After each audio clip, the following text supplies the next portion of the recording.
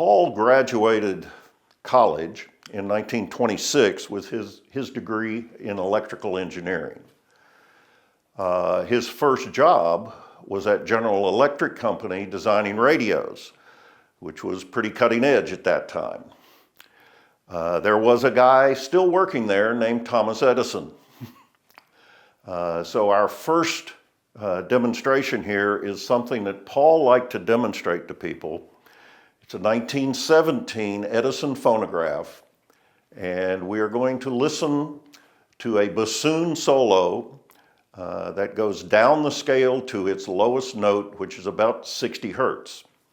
However, the phonograph horn is not big enough to do 60 hertz.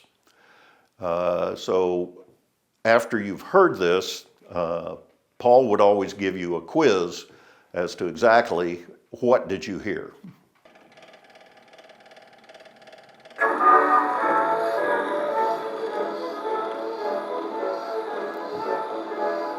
A bassoon solo is coming up.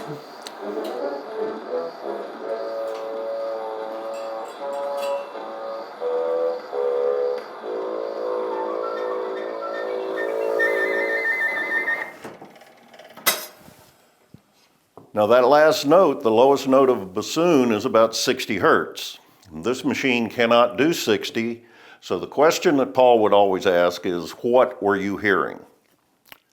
And the answer is that musical instruments put out the fundamental tone or frequency plus a unique signature of harmonics, the multiples of that frequency. Second, third, fourth multiples, etc. That's the reason that a clarinet and a saxophone can play the same note, but they don't sound alike. The complex magnitudes of all their different harmonics are different, and that's enough for the ear and the brain to make a difference in them both playing the same note. That gives them their characteristic.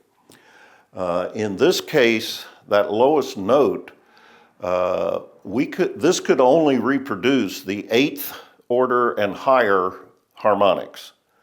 But that very small amount of the original event was enough for the ear and the brain to extrapolate that kind of sounds like a bassoon playing 60 hertz. Just recently read some materials where Paul spoke to this to some people in 1946, and he used the term that the ear can heterodyne and make things sound lower than they really are. It is the ability of the ear and the brain to make a mountain out of a molehill that allows the illusion of high fidelity to work.